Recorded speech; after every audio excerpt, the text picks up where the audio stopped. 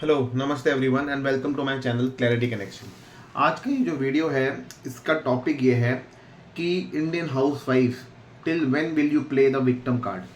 आप आखिरकार कब तक एक विक्टिम, एक पीड़ित महिला का रोल निभाने का सोच रहे हो एंड अल्टीमेटली आपका गोल क्या है।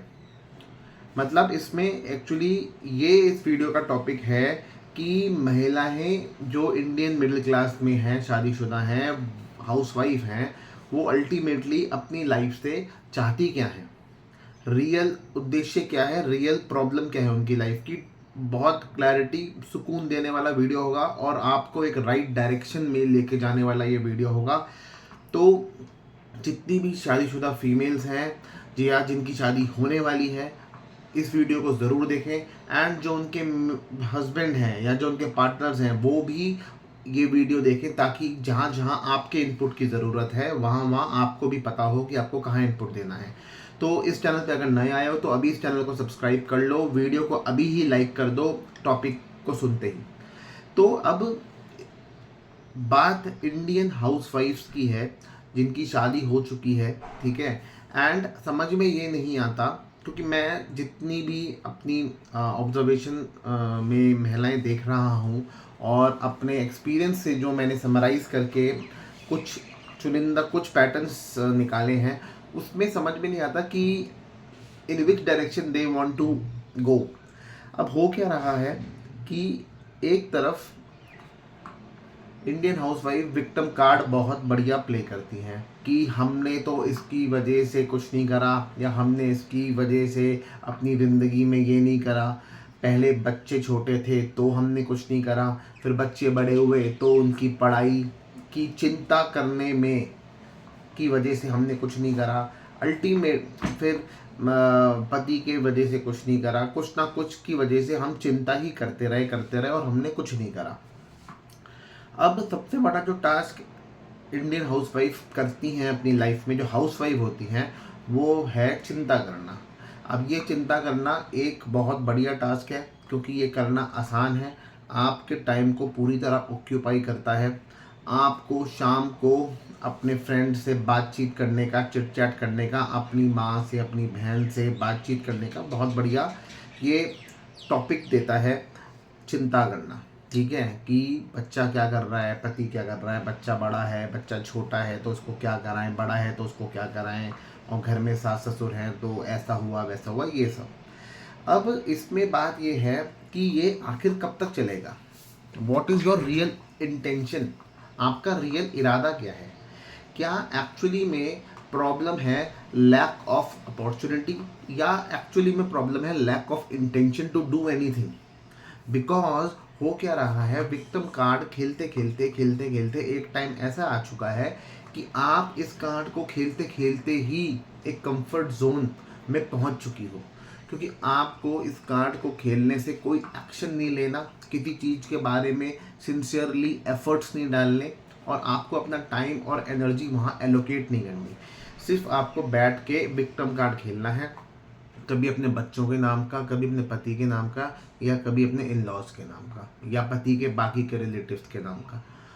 तो इसमें प्रॉब्लम जो दिखती है वो लैक ऑफ इंटेंशन की दिखती है, क्योंकि इंटेंशन ही नहीं है। अब इतनी महिलाएं होती हैं जिनको कुकिंग काफ़ी अच्छी, मैं ना भी बोलूँ तो मीडियम टू अच्छे लेवल के बीच की कुकिंग आती है, और वो सोसाइटीज़ में रहती हैं। दिल्ली एनसीआर की कई सोसाइटीज़ ऐसी हैं जहाँ पे वो महिलाएं रहती हैं एंड वो अपने इस टैलेंट को यूज़ नहीं कर रही, होम शेफ़ की तरह वहाँ काम नहीं कर रही, या साल में कितनी बार उन सोसाइटीज़ में अलग अलग टाइम पे स्टॉल्स लगते हैं, फूड जहाँ पे फूड स्टॉल्स लगते हैं वहाँ पे अपना स्टॉल सेटअप नहीं कर रही, और अपने को एक होम शेफ़ की तरह इस्टेब्लिश करना नहीं चाह रही।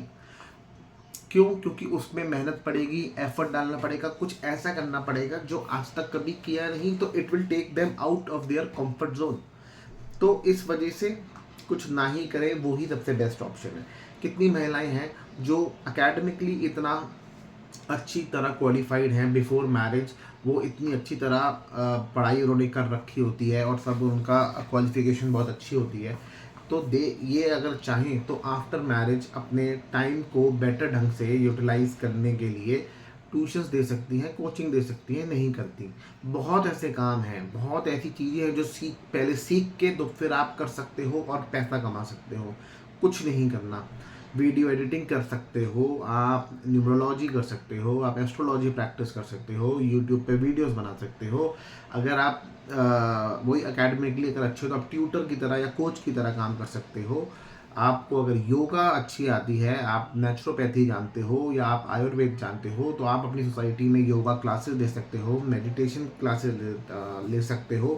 पर हमेशा कुछ ऐसा बहाना ढूंढना है कि किस वजह से मैं ये काम नहीं कर सकती, मैं किस वजह से ये काम नहीं कर सकती। दूसरी डायरेक्शन में नहीं सोचना है कि क्या रुकावट है जिसको मैं कैसे ठीक करूं और मैं ये काम कर सकूं। सो यहाँ पे मेन जो पॉइंट आ रहा है ना ऑफ प्रॉब्लम, वो आ रहा है लैक ऑफ इंटेंशन।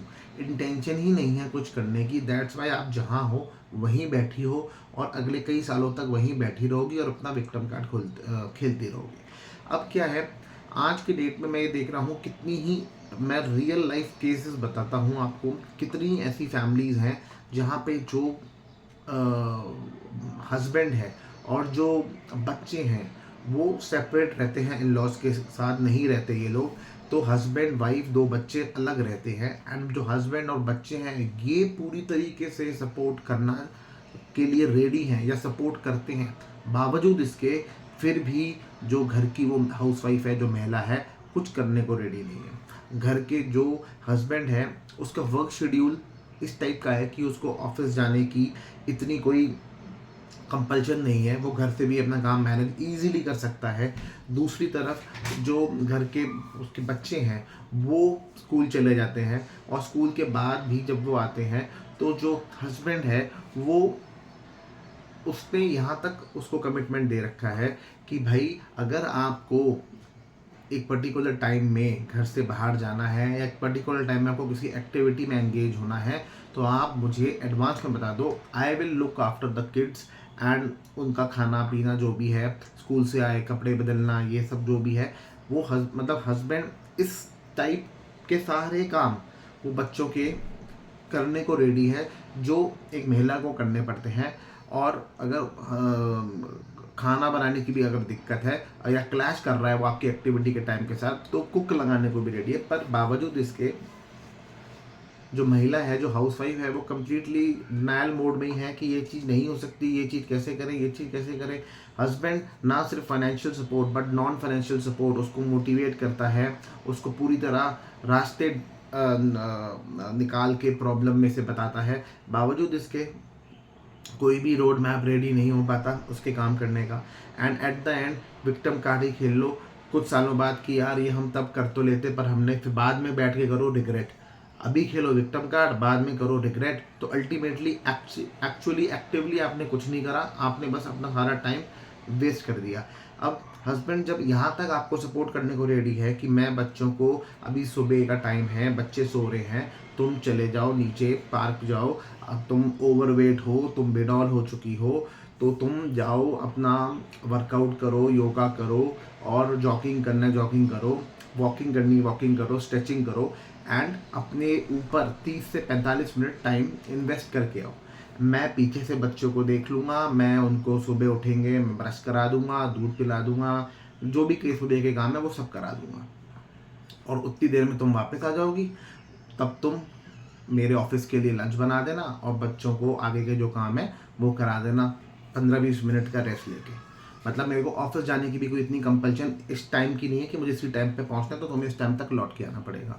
तो यहाँ तक का कंफर्ट अवेलेबल है, यहाँ तक का सपोर्ट अवेलेबल है, एंड फिर भी अगर कोई इंसान कुछ ना करे तो that is completely lack of intention, not opportunity. Opportunity तो कुछ करने की है, आप में टैलेंट है कुकिंग का, आप में टैलेंट है कोचिंग करने का, आप काबिल हो न्यूमरोलॉजी करने की, एस्ट्रोलॉजी करने की, आप कोई भी स्किल इनमें से उठा के स्टार्ट कर सकती हो।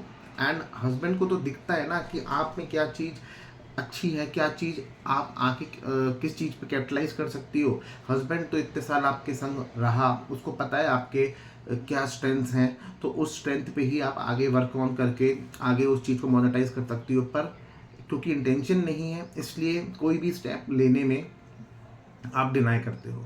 तो ये एक मतलब यहाँ तक की ये बात है कि जो प्रॉब्लम, जो चीज़ आपके खुद के शरीर के लिए घातक है, टोटली हार्मफुल है, वो है ओवरवेट होना, ओबीस होना, जिससे कि आपको आगे तेरी बीमारियां लग सकती हैं। आप कल को अपने इसी पति और इसी बच्चे पे, जो आज आपको कंप्लीट सपोर्ट करते हैं, पर आप इनका सपोर्ट नहीं ले रही हो अपने को बेटर करने के लिए, आप कल को इन्हीं बच्चों और पति पे डिपेंडेंट हो जाओगी, और बड़े रूप से फाइनेंशियली भी, नॉन फाइनेंशियली भी। डॉक्टर के ले जाना है, टेस्ट कराना है, कभी कोई सर्जरी है, कभी कोई प्रोसीजर कराना है, तो इन सब चीज़ों के लिए आप इन्हीं लोगों पे डिपेंडेंट होने वाली हो। और जब अल्टीमेटली आप इन्हीं लोगों पे डिपेंडेंट होने वाली हो, तो आज क्यों नहीं इनकी सुन लो, इनके सपोर्ट का यूज़ ले लो, इनके सपोर्ट का बेनिफिट ले लो और अपने आप को थोड़ा बेटर कर लो। मतलब ये तो वो चीज़ है जहाँ आपकी ही लाइफ पे दिक्कत आ जाएगी, जहाँ आपकी ही लाइफ पे आपको मुश्किल आ जाएगी और आप डिपेंडेंट हो जाओगे किसी पे।